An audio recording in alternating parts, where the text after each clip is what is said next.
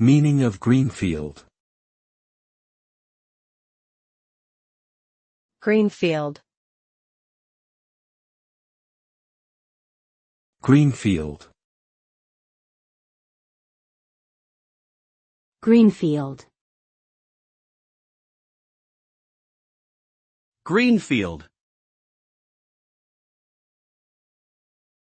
The term greenfield typically refers to a new or undeveloped project or venture, typically in the context of business or construction. This contrasts with brownfield, which refers to redeveloping previously occupied or contaminated land or buildings. Greenfield projects are often considered more desirable as they offer a completely clean slate and the opportunity for creativity and innovation without any pre-existing constraints or limitations. However, they can also come with higher costs and risks due to the need for infrastructure and development from scratch.